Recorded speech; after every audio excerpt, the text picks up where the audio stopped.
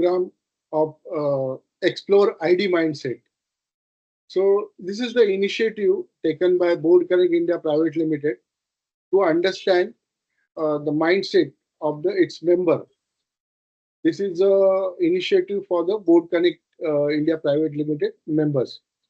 So members can explore their mindset in context with ID role and responsibility through question and answer session. Yes. So it will be useful for them so that audience will understand the mindset of the individual, right?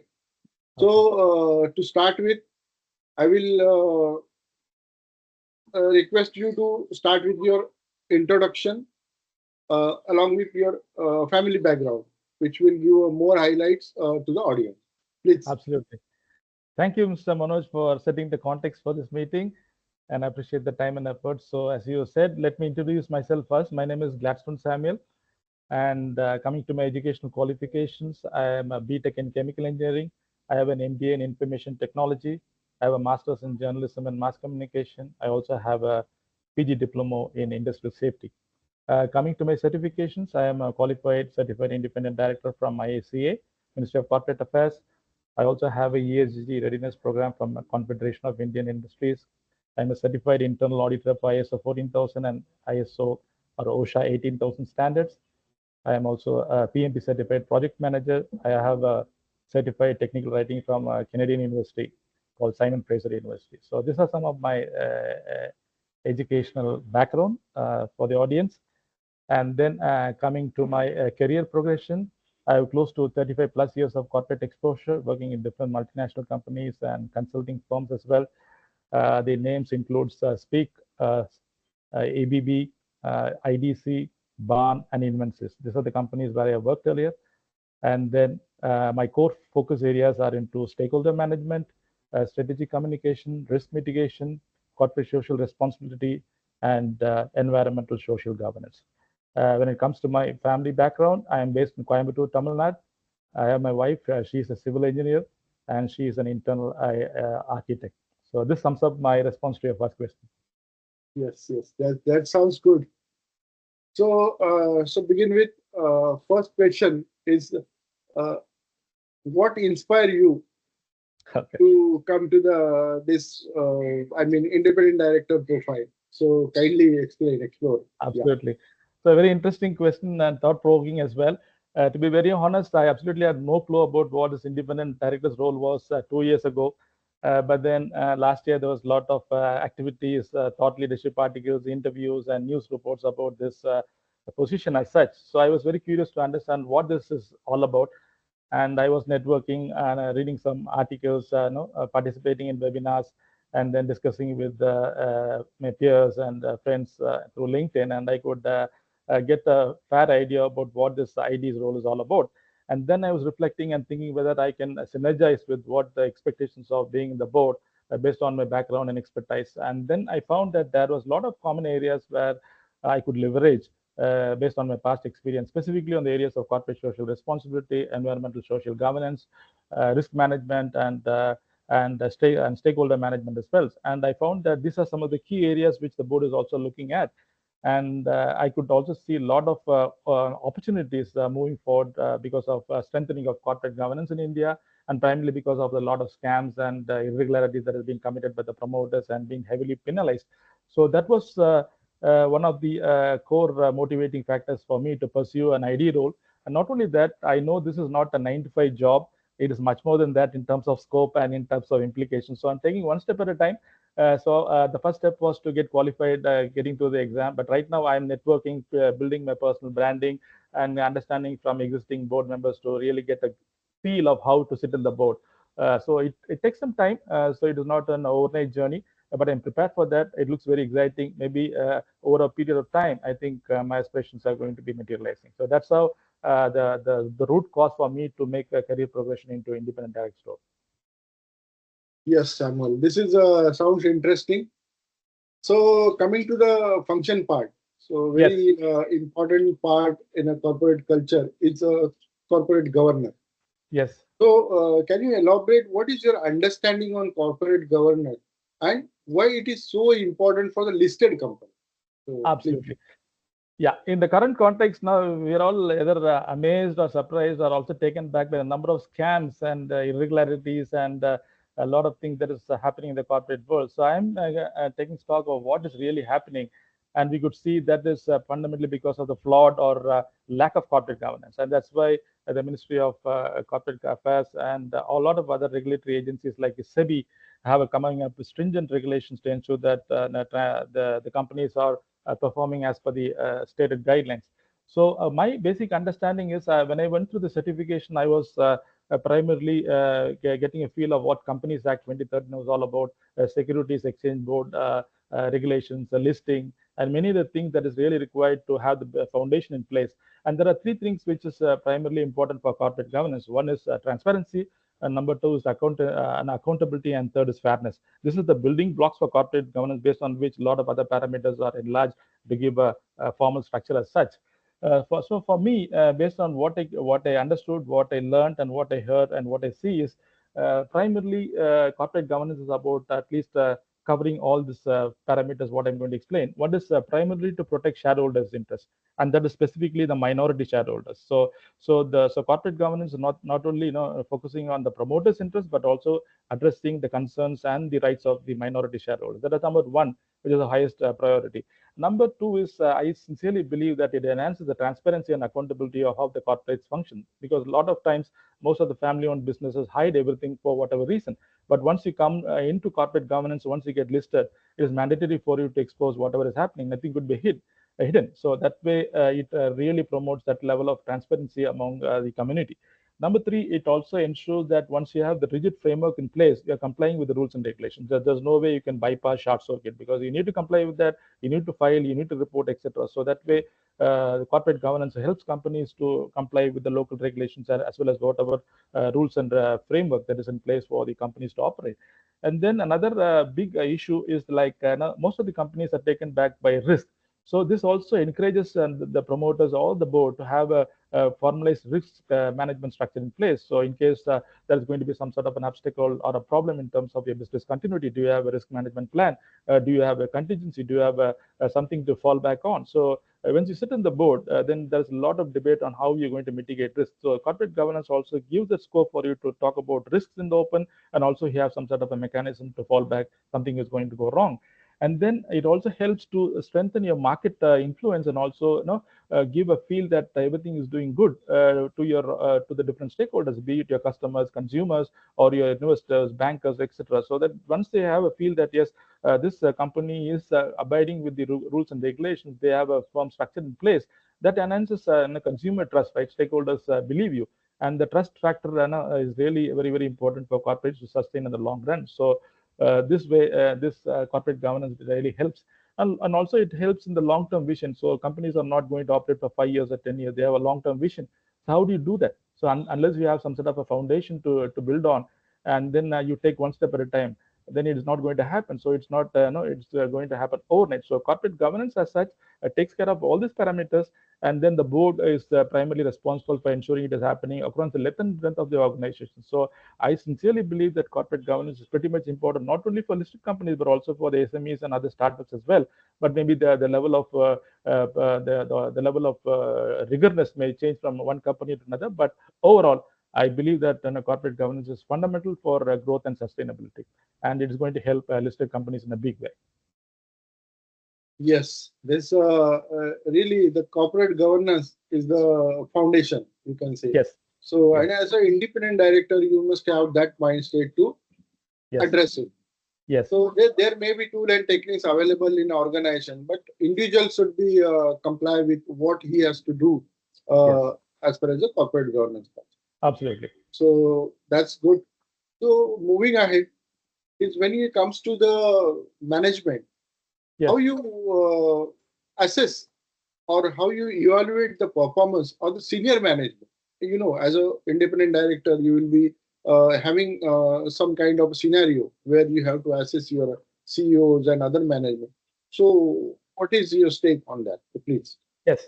Though I'm not directly involved or have a first-hand experience, based on my earlier role sitting in the management for corporates, I really believe that every board member has to add value when sitting in the board.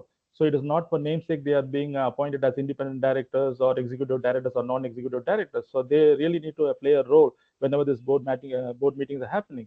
And how I would assess this, I would like to fall back on the 360-degree mechanism, so that with the defined key performance metrics to understand how each member is performing. So I'm sure they have a committee as a part of assessing the board effectiveness. So I can definitely add my value, drawing upon my previous experience on how to assess people on both their two skills. One is on the behavioral part, that is the soft skills. Another one is on the technical competence. For example, I'm going to be sitting on the board as a part of a technical specialist. Then whether I'm going to add value when these topics come about, or I'm going to solve a problem, or I'm coming with a good idea, could be one thing. If I'm going to be from the marketing, so it's a combination of the domain expertise plus the soft skills that matters. So I would be assessing the board in the following parameters. One is the strategic and financial performance, how the board is performing in terms of these areas, or at least the members are going to contribute. The second tip is primarily on the culture part, because if the board is not going to have a conducive culture, then nobody is going to have the freedom to express the views. So that way, whether the board or primarily the MD or the CEO is giving the freedom for the directors to express the views, could be contrarian or conflicting, but still there is space for them to share their views. And third is how about they're going to mitigate risk. So every day there's going to be firefighting. So whether the board is equipped to counter a risk, do they have a fallback mechanism, something which we need to assess as well. And then what about innovation creativity? Because companies cannot be relying on the age-old stereotype way of working. They need to innovate. And we have seen a lot of startup companies coming up with the brilliant ideas and exploring the avenues that is available to them. So traditional companies have to break this scenario and come up with a lot of innovative solutions. So I would also see whether the management or the executive is having that mindset to open up and receive ideas. So that could be another parameter to gauge the board effectiveness. And another thing is about how they manage stakeholders' perception, because it is not only about the promoters' interest, it's also about the minority stakeholders, it's about the investors, it is about the legal framework, it's about compliance, it could be ESG, it could be corporate social responsibility. So the expectations are pretty diverse and conflicting as well. So I would like to really see if the board is effective in managing the varied stakeholders' interest in a way that it is giving them the confidence and trust that yes, there is a board that takes care of all our aspirations. And I would also look at how the companies are moving towards ESG, because now it is not mandated, but moving forward, I'm sure that this is going to be a part of the regulation, and whether the company is equipped to take care of the ESG compliance as well. So this could be the parameters based on which I will try to help the board to evaluate the board members. And based on my previous experience as an employee engagement manager, I will try to bring in my experience and see that it is based on judgment, it's based on data, and it is not biased in any way. That's how I would approach this expectation. Right. So again, it's a very crucial job. It's not a Yes, simple task to assess your senior management. yes, Uh, Over and above, you can say you have to use your interpersonal skill. You have to use your all skills together to justify yes, how your decision is right towards the organization. I mean, vision or strategic goal. Right. yes, Okay. So moving forward, how you can give your commitment to the diversity as a yes, board or as a board of director. Your yes, responsibility lies to make sure the diversity maintained in your board. So yes, please elaborate, and as an independent director, how you yes. play the commitment or promotion or your I understand, Manoj. So a yeah. very interesting and very big topic for me, because I've been deeply involved in engagement, or rather employee engagement, in a previous organization. So I know the importance, significance of diversity and inclusion, though at a management level. But then trying to extrapolate to the board, and we have heard many things about diversity inclusion being a part of the board objective as well. But unfortunately, if you see the Indian scenario, it is not that much encouraging and promising. There's a lot more to be done in terms of bringing balance in terms of diversity and inclusivity in the board. So the reason I feel is like the more differing, conflicting personalities you bring on the board is actually going to add value, because they're going to question, they're going to challenge and ask answers on what is the board decision. So you should not be taking it as a conflict, but it's a constructive discussion for board effectiveness. So I would strongly support the board to have a diversity and inclusive policy in place, so that no, during the process of recruitment, this is actually considered, because this is not just an ad hoc no, thing like, okay, I like somebody, I'm going to take an insight, but do they really bring in that value, or they are a part of the board, they can align with the culture. So that is how I would see these things, because what happens is, I'm just trying to draw my previous experience when working for my previous employer. So it starts right from the talent attraction to retention. That similarly holds good for the board as well. So you're going to look for people who are going to add value to the board, and you also keep the parameter of diversity inclusion, whether we have an open mind to be receptive to take people from a different culture or color or caste or creed. Do you have any unforeseen bias that you don't want to take anybody? What about women directors? In India, it's so abysmally low in terms of women representation boards. So I would strongly advocate for women directors to be on the board, because they're going to bring in value from where they are coming from, and it can have a lot of constructive dialogue and meaningful discussion with the board. So I would strongly advocate diversity and inclusivity on the board, and I'm sure it's going to be beneficial. So I love this topic, and then given an opportunity, I will strongly support and help the board to foster this initiative. Yes, right. Right. Because as an independent director, you have to promote the values and you have to support the board as well, right? Yes.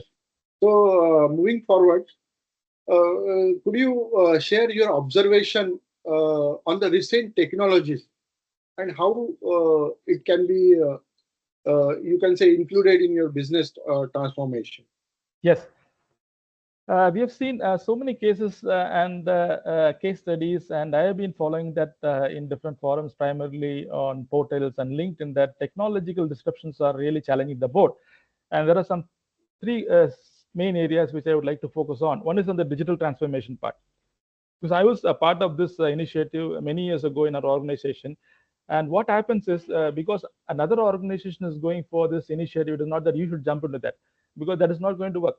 And digital transformation is we are in fact going through a digital economy. The government of India and the Prime Minister is strongly advocating for a digital online presence in every area. So companies have to fall back on that. And for that to happen, digital transformation is a way to do that.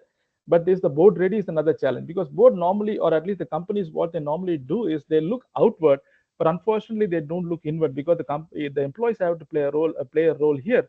So what I did in one of these initiatives in my earlier company, I was focusing on how the employees within the organizations are aligning with the digital transformation. So the goal has to be pretty clear, because only the companies are digitally ready, they can go back or proclaim to the outside world that they're digitally equipped. So a culture of digital transformation has happened. So I would strongly advocate, or at least support or believe, that digital transformation is one thing that is technologically going to challenge, or at least make boards to think that they have to embark on this journey moving forward, because we are going to be a digital economy in very soon. So that's for sure. That's part number one. Part number two is on the cybersecurity part. We have heard and at least listened or seen case studies where cybersecurity has created havoc among companies in terms of data security, in terms of breach of information, and many other things. So board is right now looking at how cybersecurity could be a hot topic, and how it can be implemented across the organization, the length and breadth of a company. So the another topic that I think could impact the business continuities on the cybersecurity part.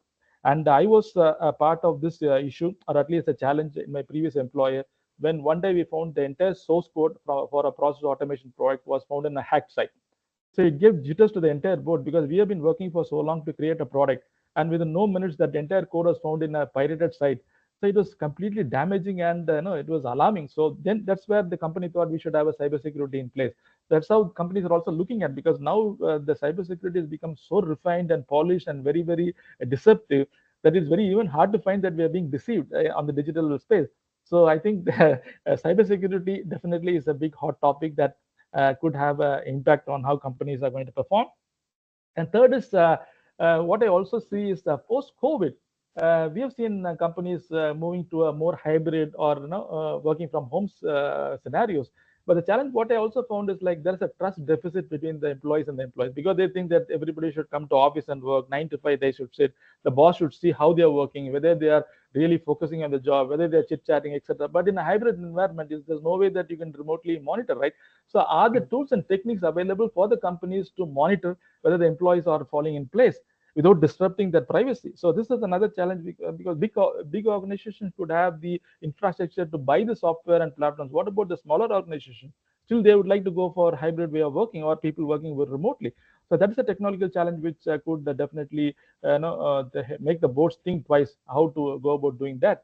And the third is definitely on the Internet of Things. So most of the things are being done digitally. So whether all the companies are well equipped to handle this in terms of processing the data, in terms of archiving, in terms of distribution, another thing which companies need to think. So these are the three broad categories which I think could technologically disrupt the way companies are operating in the current scenario. Yeah. So this technology is very, I mean, it's a very core concept, and adoption of technology in a board is a really challenge. You Yes, can say it is a challenging job yes, because it is not when we work in a management level, there's a different aspect. But when we work on a board level, it's yes, very difficult to adopt the new changes in your policy and procedure. So absolutely. awareness of technology is very important for the independent director. Yes. So right. So the last question, which will be for you, is which industry you will prefer to join Okay. if the opportunity comes as an independent director in future. That's very Okay. important question. Yeah. Absolutely, Manoj. It's a very question that is making me think. I have some parameters before joining any company. I am in no hurry to become an independent director as well, because what I feel is, I need to make a self-examination whether I am really qualified to be an independent director, irrespective of the That's examination. That's only one part. So I am going through the phase of reflecting and understanding whether I have all the competencies, whether I have the expertise, whether I have the soft skill to sit on the board. That's the phase which I'm going through right now. So once I think that yes, I'm confident based on my expertise and whatever I've gathered over the years, then that's where I really plunge into becoming an independent director. Right now, I'm going through the personal branding phase, and I am already in a board of a public or of a family-owned business which is into renewable energy. So I'm gaining experience and confidence of sitting on a board. I'm also on a board of an NGO. So these are giving me the insights, the best practices, the challenges, the way I should converse in the board, so that when a real opportunity comes to sit on the board, then I'm fully equipped. That way, I'm taking a measured step in terms of becoming an independent director. But coming to your question, like what are the areas I'm going to work? Definitely, that will be on the areas where I really like, because I've been exposed to the chemical process industry, for example, the fertilizers, the heavy chemicals, the light chemicals, oil and gas refineries, renewable energy. This is where I work. And being a chemical engineer, I can talk the language, I can smell the language, I can work the language, I can that's great. react the way, because I have been working in this area. So pretty much this domain expertise would come into play. And also I'm looking at companies which I can align in terms of culture. For me, ethics is very important. So I wouldn't go and join a company where it's violating the rules and regulations and getting into a problem. And I also know that the independent director's role is a double-edged sword. So the moment you make a mistake, you're going to be penalized. So I don't want to tarnish my reputation. So I'll be very, very careful about choosing the company. And I will also see that whether I'm going to be culturally aligned, whether I can add value, and then I take a measured step to be join the board. Till the time, I'll be very patient, and I will try to gather as much experience and knowledge till that process of maturing to become an independent director. That's really right thing. Because as an independent director, you will have more responsibility. So your vision is very clear. That's Yes. really it's appreciable. So again, Mr. Samuel, thank you for your time, and you are giving this, interview successful. So Yes. we are wishing you all the best from the Board Connect India, and hope you will get a best out of this. Right? Absolutely. I appreciate a lot, Mr. Manoj, for your kind words. And I'm sure Yeah. that it's going to take some time, but I am building up Yes. my branding and other things. And one day, whenever it is going to happen, that's fine. But till the time, it's going to be a deep learning curve for me. I'm enjoying that. And thanks a lot. I appreciate your kind wishes also. And thanks for conducting this interview. I hope I have answered most of your questions for your, to your expectations. Yes, yes, yes. You answer all the question very rightly, and audience will also help with your answers, that your mindset and how you are thinking about the ID role and responsibility. Right. Okay. Right. So once again, thank you from Board Connect. Right. Thank you. Thank you, Mr. Manoj. Good evening. Take care. Bye. Good evening. Yeah. Yeah. Bye.